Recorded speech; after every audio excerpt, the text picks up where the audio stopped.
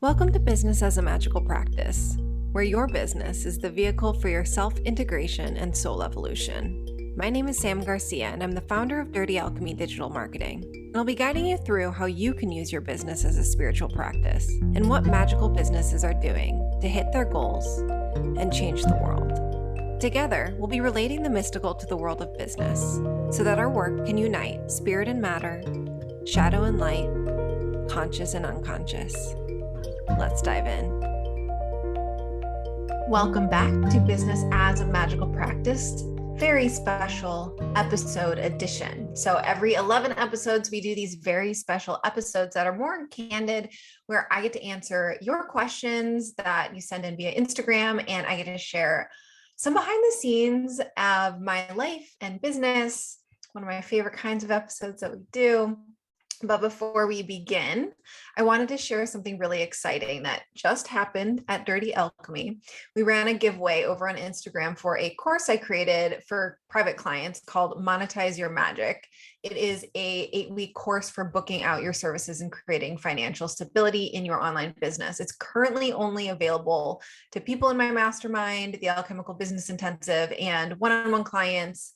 And the newest cohort of ABI, they're having huge breakthroughs in how they show up in their business and the amount of money they're able to generate with their offer. So I wanted to offer it to some people outside of ABI. And you probably heard about this a few episodes back, where I announced the giveaway as a celebration of 1 year of this here podcast.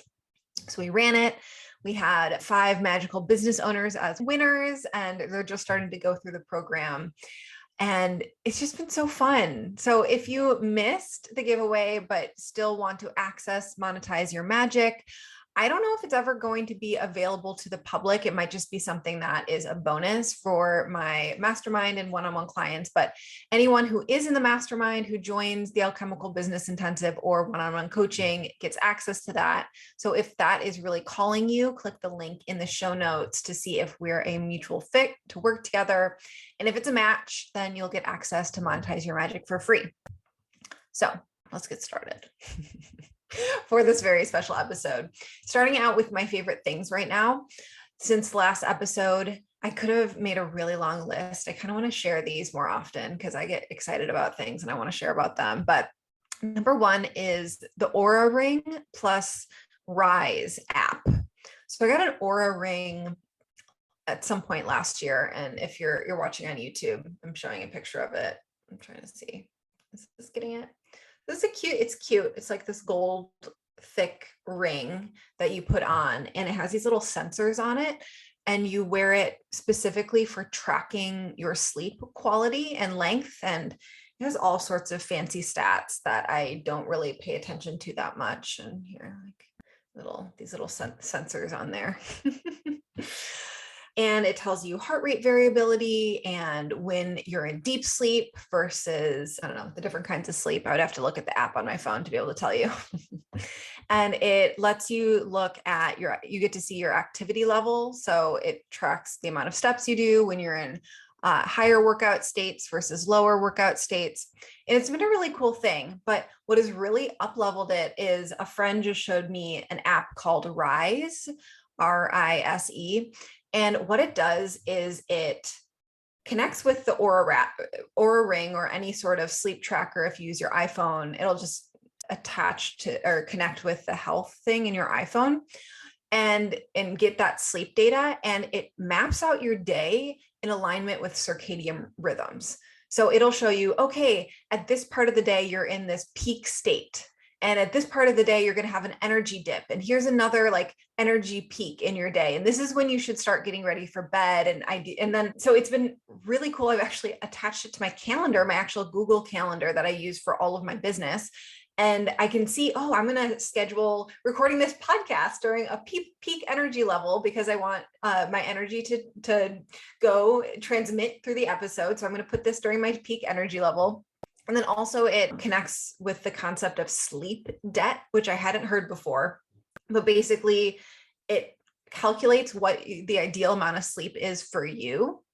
And then when you're not getting that amount of sleep, it like starts adding up and it creates this sleep debt number. And it shows you what percent of 100% energy level, 100% best energy you're at. So like right now I'm like 8 hours of sleep debt. And I think I'm at like 60% my like best energy level, which is not ideal, but just having that information in front of me and being like, oh, this is why I'm having bigger energy dips, because I'm behind on sleep. And okay, I can plan for getting more sleep in. So that's the first, that's the Aura Ring and the Rise app. All of these will be linked in the show notes or in the blog on our website if you want to check those out. So number 2 for my favorite things was I took an online course in October with Luis Mojica, and it was on trauma healing, specifically called Releasing Stress and Trauma by Listening to Your Body.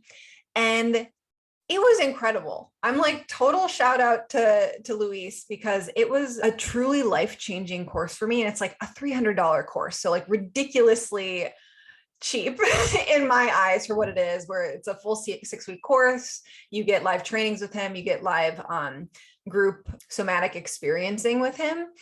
And I was able to identify that what I had thought was chronic anxiety was pretty much me being sensitive to caffeine. And he gives like a full diet protocol for things that are less likely to be stimulating or depressing, foods that are stimulating and depressing for you, so that you can have kind of be in a neutral state for all of life. And you're like, where I was realizing that I would often skip meals during the day because I would just forget. And I found out was an adrenaline inducing action. So having consistent meals, eating a certain way, cutting out caffeine, pretty much got rid of what I thought was anxiety. It was just my adrenal glands or adrenaline being produced in my body.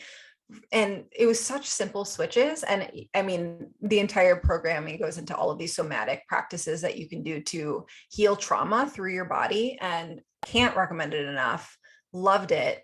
And had some major breakthroughs with that. So I think the next time he's running it is January 2022. So definitely check that out if you've ever had anxiety issues, or you have trauma stored in your body that you haven't been able to shake.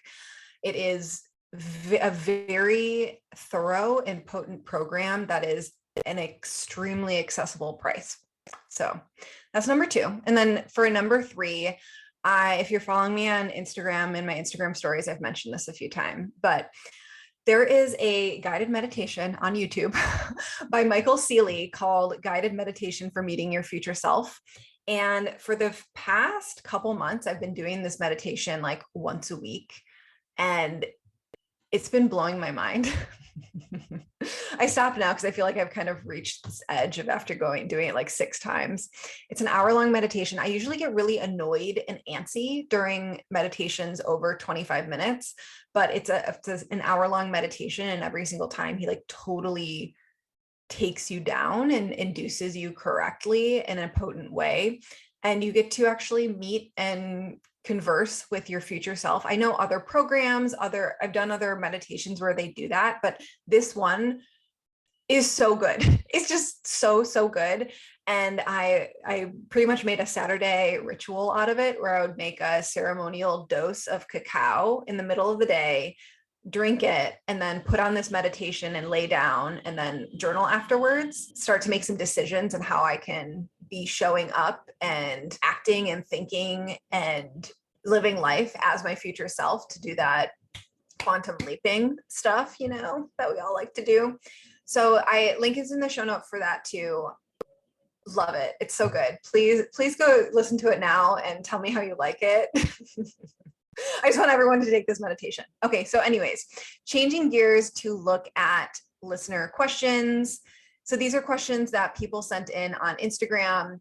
So if you have a burning question about your business or marketing that you want me to answer live on the podcast, you can head on over to @TheDirtyAlchemy on Instagram and submit it for our next very special episode. And the first question was, what's the most magical way to review last year and make goals for next year that feel expansive and possible? So first, I want to say that thank you for asking this question. A lot of times people get excited about these build-up activities versus, I like to see of it as like waxing, the waxing moon versus the waning moon, the moon that's building up to full versus the moon that is waning down to new or dark. And reviewing is one of those activities that is a waning phase activity. So this is so not respected in our culture. We always want more, and the next thing and the next thing and the next thing, when we can instead be celebrating, being grateful for, reviewing, recounting, learning from, harvesting, all of these things that are these waning moon things. When you're missing that, you're going to feel like you're in hustle mode. You are going to feel like life is harder for you, and you're not actually aligned with nature, because your body, which is a part of this very 3D physical world, isn't being respected. If you want to learn more of that about this specifically, I have a podcast episode on it called 8 Phases of a Numinous Online Launch. Link is in the show notes. And anyways, thank you for asking that, because of that reviewing question. But how to actually do this, I've done an entire podcast episode on how to review your year. So just go listen to that, or you can, I have a write-up on the exact process. It's episode 23 from December 24th, 2020. I'll put the link to the actual process. It's just a blog post on my website, or you can listen to it on the podcast. And what this process actually does for you in the reviewing of your year is we can actually rewrite history through reviewing. And this is incredibly important if you want to lead a magical life, because yes, life can be challenging and shitty things can happen. But if you look back and glean lessons from it and actually position it in a different way than like, all this fucked up shit happened in this last year, and this is the year that everything went wrong. Instead, like, this is the year that I was able to do X, Y, and Z, or able to expand, or able to start this new opportunity. You are going to be able to create so much more in the next year, because you're not actually being driven by your fear and your trauma. So check it out. The link is in the show notes for that. It is a quick episode, and it's from last year. I did something called Your Best Year Yet. And it was the last week of December 2020, where like I walked through how to review your year, how to set goals, took you through a meditation for a guided meditation for seeing your next year. So you can just go to that and go through that process again. It's really great. I loved doing it. It was like such a gift to put out last year. So go check that out. And question 2, what tools and systems do you recommend to manage and organize? So I'm guessing you're just asking for software right here. So something I love for myself and my team is I use Asana, which is a digital project management system, I guess, platform.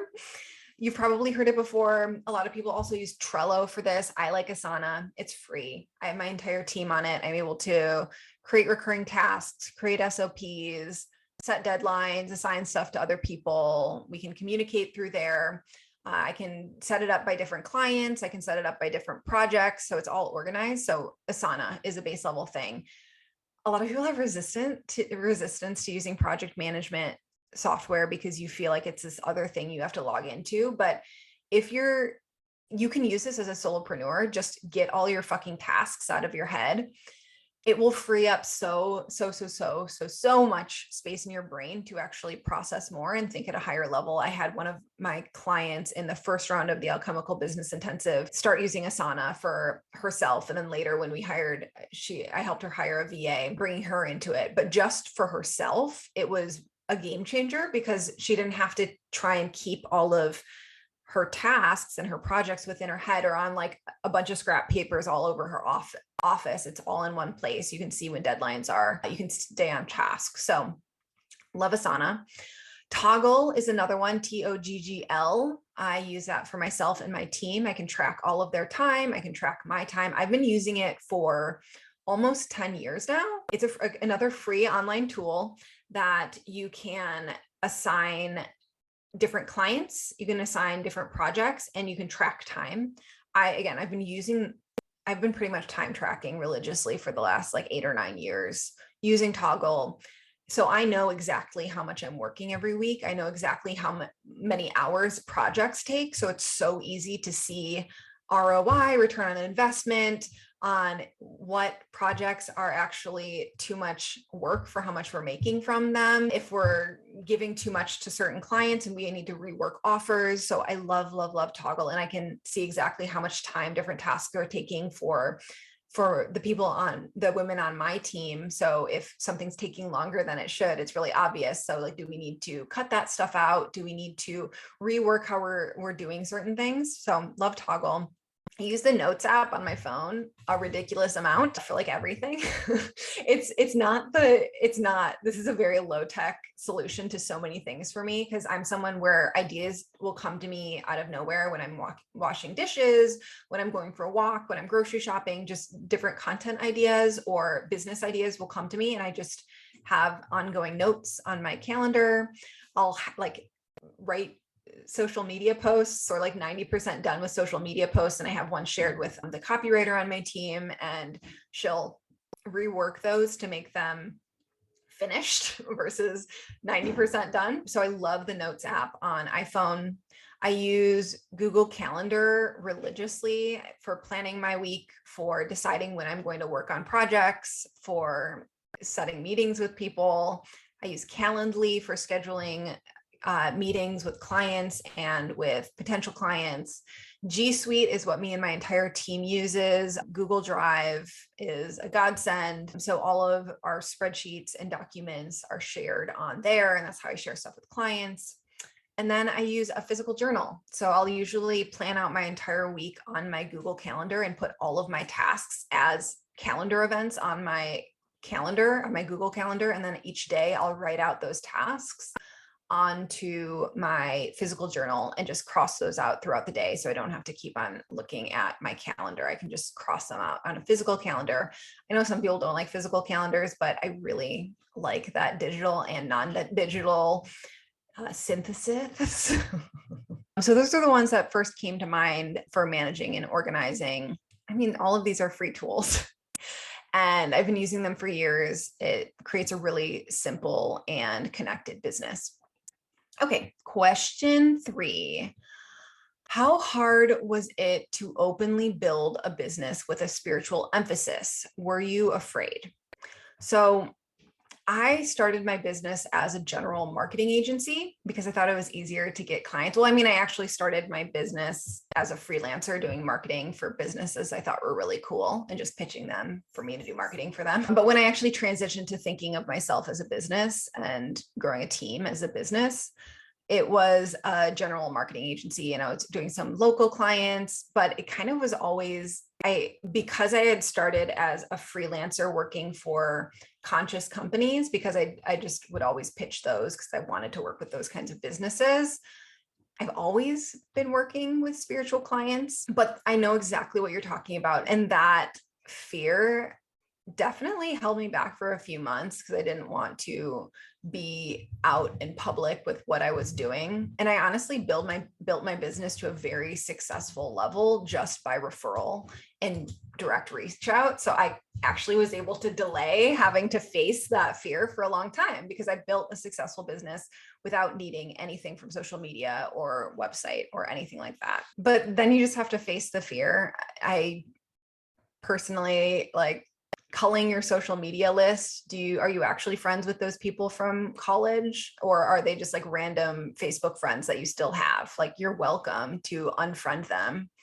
People that you are afraid that will judge you, it's like, are they actually your friends? Just get rid of them. And then you just have to rip the Band-Aid off, of course, with a lot of love for your nervous system and taking really good care of yourself. But you're eventually just going to have to do it. And it gets so much easier after you do it. But on the note of becoming a spiritual business, and if you listen to last week's episode on, what did I actually call it? I called it How to Be Irreplaceable and Not Be a Commodity, something like that. I talk about niching and vertical versus horizontal niching. and how it actually allows you to command higher, more premium prices. So becoming a marketing agency for spiritual businesses actually allowed me to niche and command higher prices because I'm this specific agency for a very specific person. So I'm not competing with other marketing agencies actually. And yes, it was scary, but I actually kept old clients, so more general marketing clients, as I was building this new version of my business. So like if you're someone who has a corporate job or a 9-to-5 job, you can actually build your business as a side hustle first and then transition. And I only got rid of my old clients when I knew I could replace them or had already replaced them with new, better, ideal clients. And that's not for everyone. Some people are like, I just need to go in all on my business. So this is where self-awareness comes in. But I've been the breadwinner of my relationship for the last 8 years. And so all of our like necessary income has been coming from me for 8 years. And that started at $2,500 to $3,500 a month. Like that's how much I was making for years. And I just had to make enough money to pay our bills. I had to live extremely frugally. And I also never had a corporate job to support me. I've always been that freelancer. So me, my work, my brain has always been how I support myself. And when I was actually at an event this last weekend with some mastermind sisters, and there was one question that came up of like, oh, it's just so normal to have inconsistent months. Everyone has inconsistent months. And I just straight up said, that has not been my experience. I've always had consistent months, always. And when they asked why, the only thing I could think of, or the thing that feels most true, is being consistent with my income was more important to me than having big income leaps. I would rather have consistent income than I would have these big income leaps because I had to support myself and my family. Okay. So with that being the case, I was less likely to increase prices. I was more likely to look for additional clients versus increasing prices a bunch or having huge price bumps, which made it so that I raised my prices very slowly. Now I feel, because I'm just in a completely different mental place and nervous system place, I feel very comfortable raising prices now. But when I was just getting started and having to, I guess, like prove my business to myself or prove that I could be safe in my business, I just didn't increase prices very often or very much because that consistency was more important. And being a super sensitive person, I did need to create a lot of safety in my nervous system. So I just simply started creating an audience around spirituality. I had all my normal clients. I decided, oh, I'm going to start a podcast, and that's how I'm going to get new clients, and I'm going to be present on Instagram, and that's how I'm going to build an audience around the ideal clients I want to have.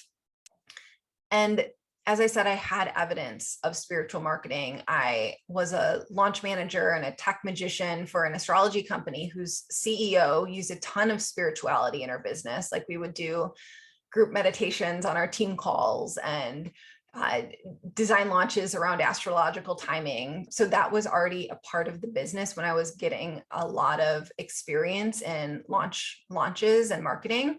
So it just felt normal to run a spiritual business. I knew that successful spiritual businesses needed marketing and CEOs needed coaching. So I already knew it was possible, and that actually allowed it to be okay. And all of my friends have been weird, magical people, at least after college, as an adult. They've been weird, spiritual, magical people that I love. So it wasn't this weird or scary thing to start sharing about doing spiritual stuff because it was already a part of my identity.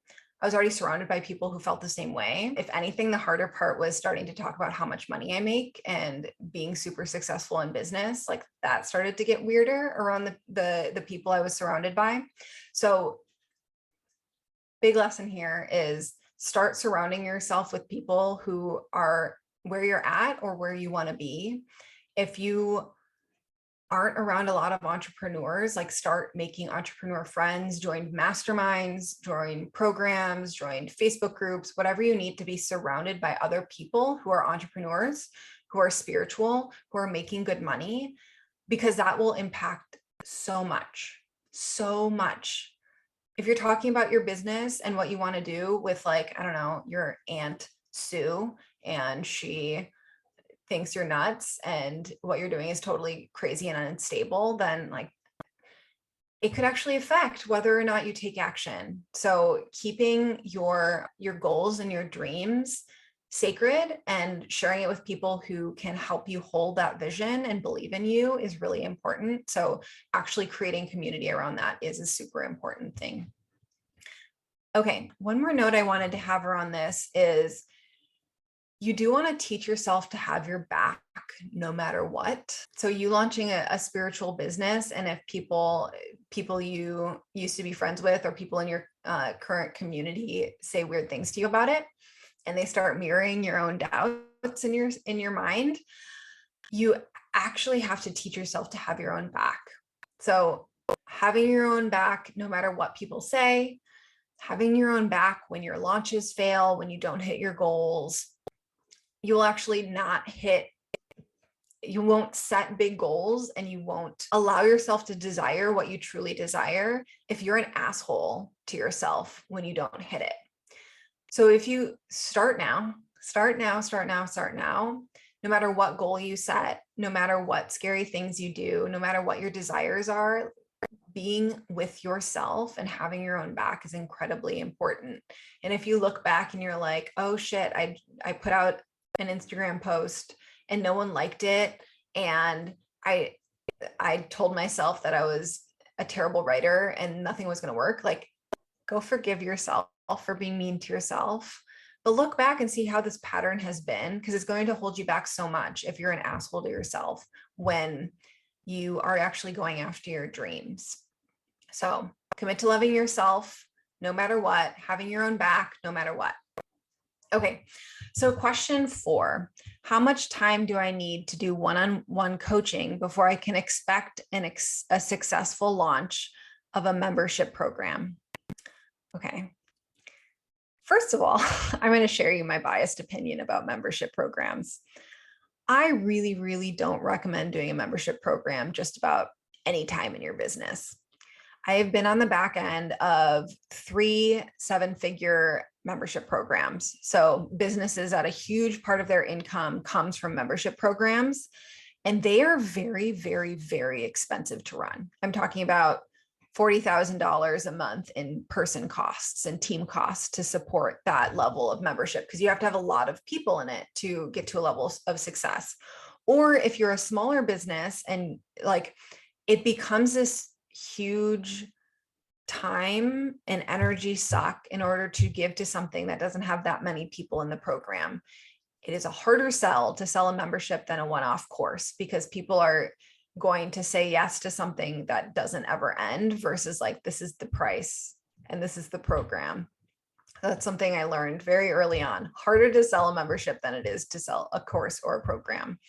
So my first thing is don't start a membership program unless you're already at multiple 6 or 7 figures and you have a massive audience already.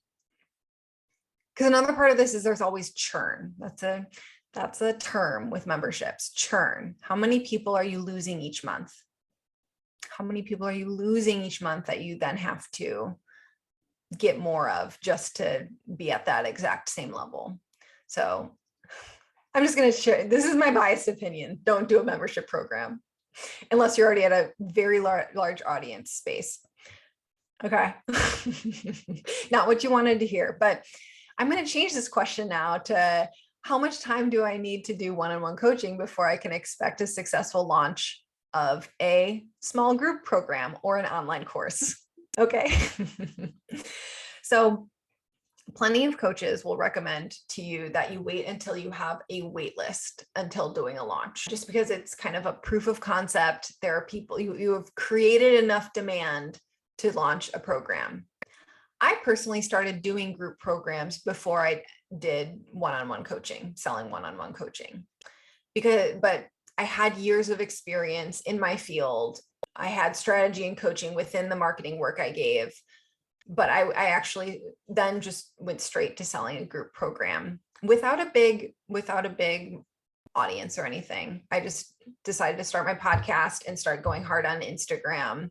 Not going hard, being consistent on Instagram about 6 months before I launched a group program, because I knew that would be enough time, leeway to give value and to build trust before actually launching a program. But I guess we should specify, it matters if you're asking this question because you don't have much experience in your field, or if you're afraid you don't have a big enough audience to buy. So are you someone where you're asking this because you're just new to your field and you don't have that much experience and you just don't know if you have enough knowledge, versus I just don't know if I have a big enough audience and I'll hit my goals? If you're asking from the first way and you just are new to the field, like, I don't know, spend 6 months being full-time with clients, and it'll become really obvious to you when you start piecing together the threads of what's working and who you like working with. Like, this will be an asset to you because you'll get so clear on who you enjoy working with and what you can help them with and what your unique methodology is to build enough intellectual property to create an amazing course or program. But if it's just something where you're unsure on if you'll have a successful launch for audience reasons, I don't know, give yourself like a 6-month runway of, I am going to commit to 1 to 2 platforms. I'm going to be incredibly consistent with it. I'm going to build community in it. I'm going to give so much value, and then launch it. Okay. And of course, success is in the eye of the beholder. So is a successful launch, your first launch, being $10,000 or $100,000, right?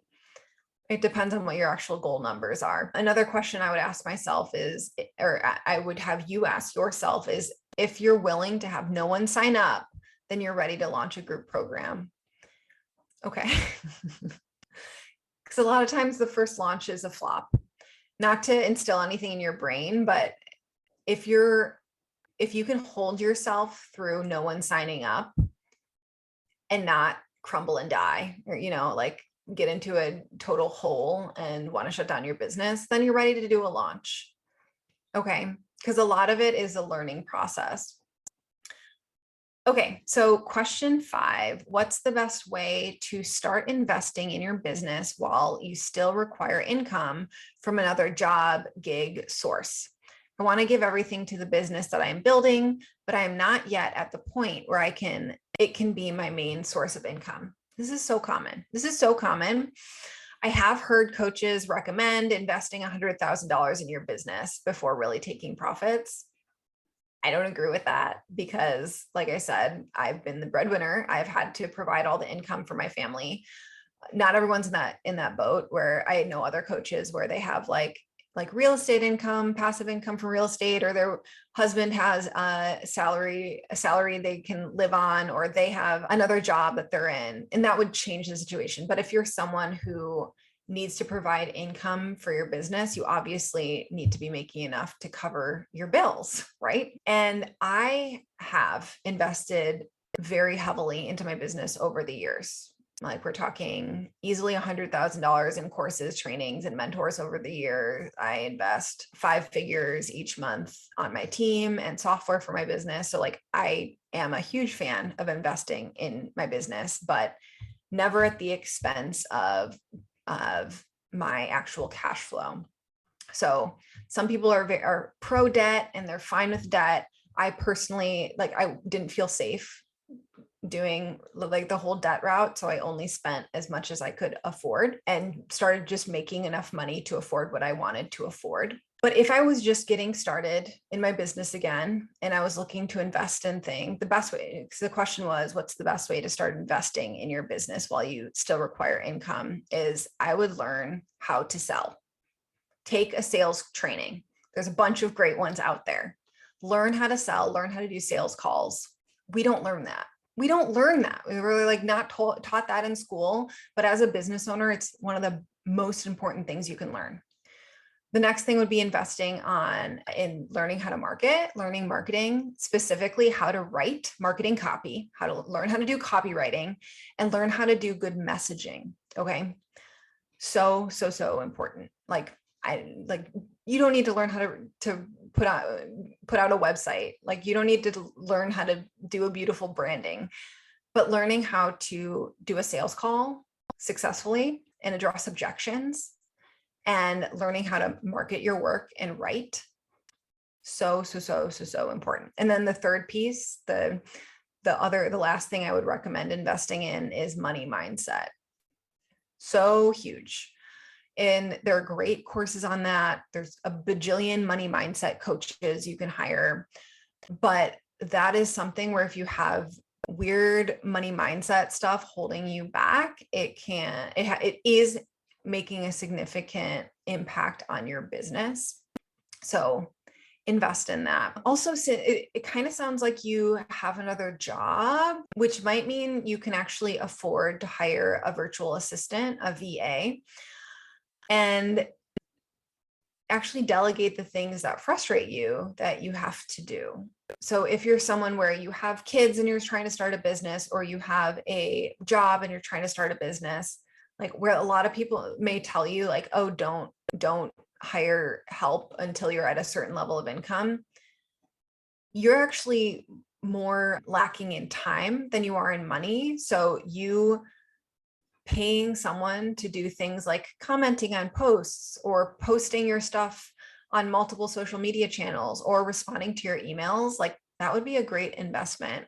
Obviously, don't add things to their task list that don't actually matter. So being really, really clear on what moves the needle forward and hitting your goals in your business, but it will allow you to focus on what only you can do, which is whatever your craft is. You didn't say what your craft was. So I don't know, like if you're a postcard artist, you can spend more time there where someone else is fulfilling the orders.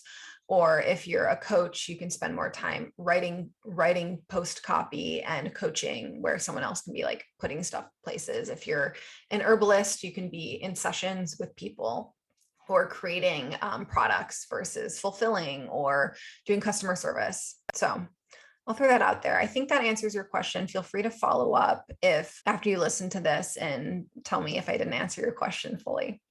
Okay.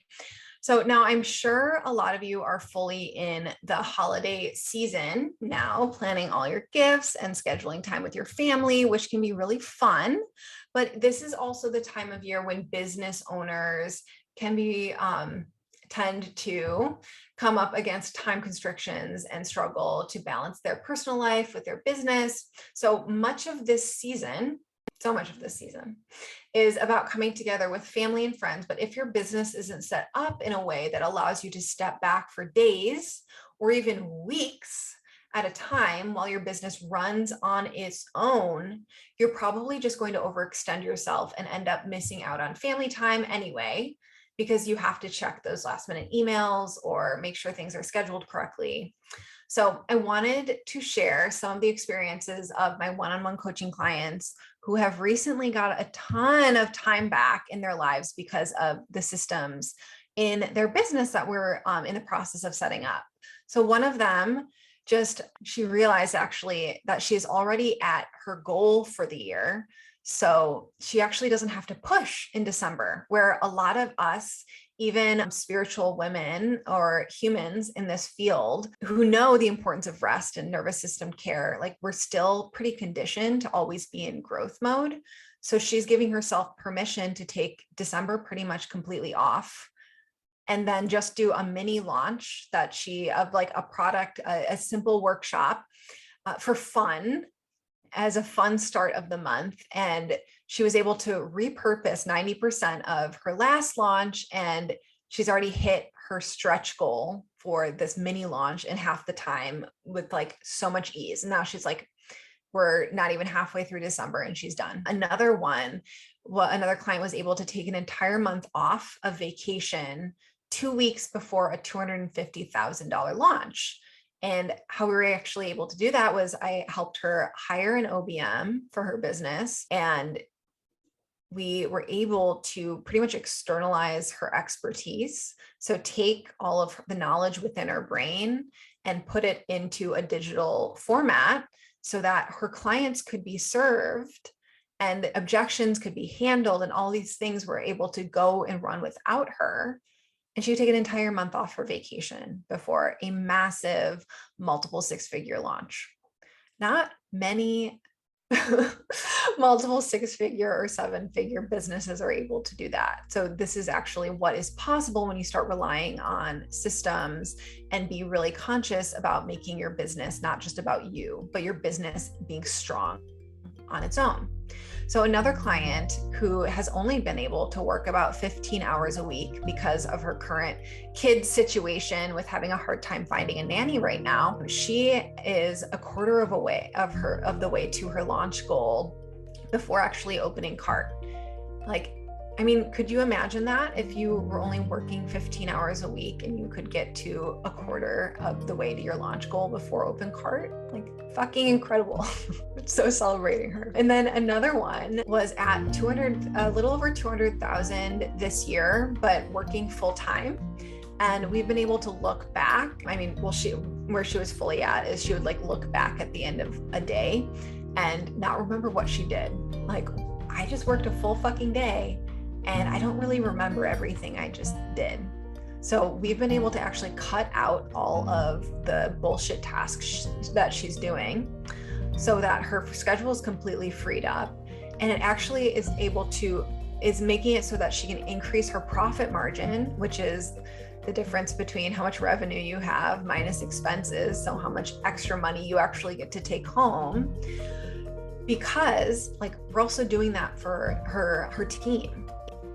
So if you're able to actually cut out all of these unnecessary tasks for your team too, suddenly you're not wasting money on things that don't actually have to get done. So huge celebrations for all of them. And so this is your friendly reminder that you can have a multiple six and seven-figure business without it taking over your life. You can have a business where you're taking off for full weeks during the holidays to take advantage of the family and friend time. And it is 100% available for you if you're willing to do the material, spiritual, and mindset work to get behind it.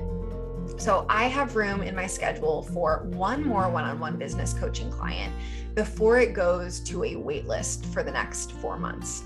So if you're ready to learn how to build your business to run on its own while scaling to your next level potential, go to thedirtyalchemy.com/about or click the link in the show notes to book a 60-minute effortless expansion session with me today.